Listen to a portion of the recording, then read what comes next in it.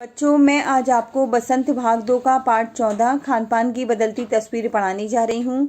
इसके लेखक प्रियाग शुक्ल जी हैं। प्रस्तुत पाठ में हमारे खाने पीने की संस्कृति में आए परिवर्तन का वर्णन है कि किस तरह नई नई खाद्य वस्तुएं स्थानीय व्यंजनों में, पकवानों में शामिल होकर अपनी उपयोगिता बढ़ाती जा रही हैं।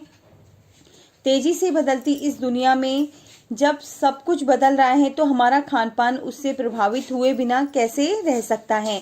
दक्षिण भारतीय खाद्य पदार्थ इडली, डोसा, बड़ा सांभर रसम और उत्तर भारत के शहर में आसानी से मिल सकते हैं।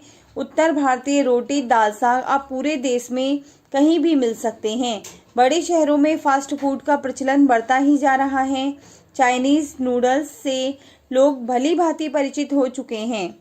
2 मिनट नूडल्स से अब हम सभी परिचित हो ही चुके हैं। आलू चिप्स घरों में देखा जा सकता है।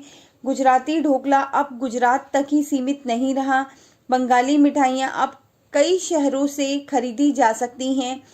अब तो स्थानीय व्यंजनों के साथ ही अन्य प्रदेशों के व्यंजन तथा पकवानों का स्वाद हर क्षेत्र में मिल ही जाया करता है। इस बदली संस्कृति का ही प्रभाव है कि सहाबी ठिकानों तक सीमित रहने वाली ब्रेड अब लाखों करोड़ों भारतीय घरों में तली और सेकी जा रही है। इस बदली संस्कृति से युवा पीढ़ी सर्वाधिक प्रभावित हुई है।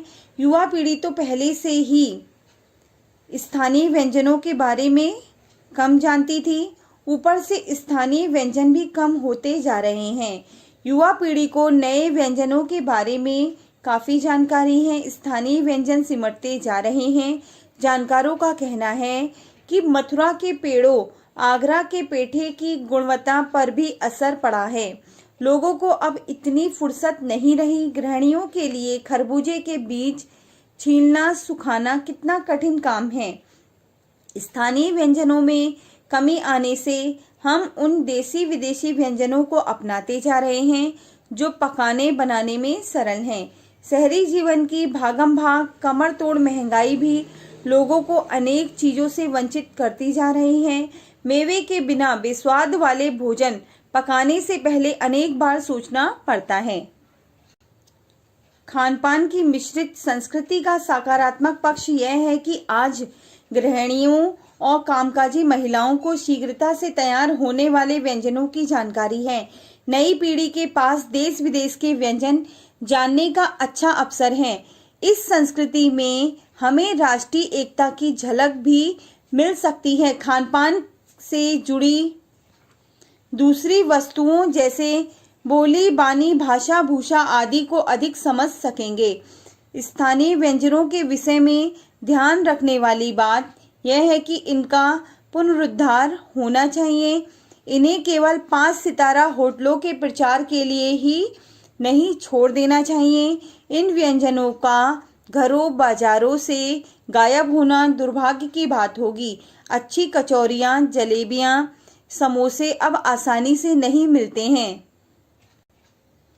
यही हाल उत्तर भारत के व्यंजनों का भी है। उत्तर भारत में गली मोहल्लों में मिलने वाली आम चीज़ों को खास दुकानों में खोजा जाता है। आधुनिकता के नाम पर हमने इन स्थानीय व्यंजनों को छोड़ दिया और स्वाद तथा स्वास्थ्य अनुकूलित अनेक चीज़ें पश्चिम की नकल करके अपना ली। इस मिश्रित संस्कृति में कई बार चीज़ों को असली स्वाद नहीं ले पाते हैं। कहने का आशय यह है कि इस मिश्रित संस्कृति से लोग चीज़ों का असली स्वाद नहीं ले पा रहे हैं।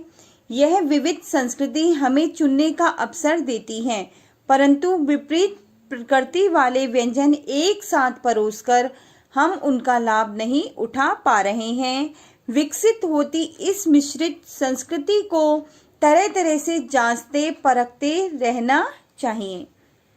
इसी के साथ बच्चों, यह पाठ यहाँ पे समाप्त होता है।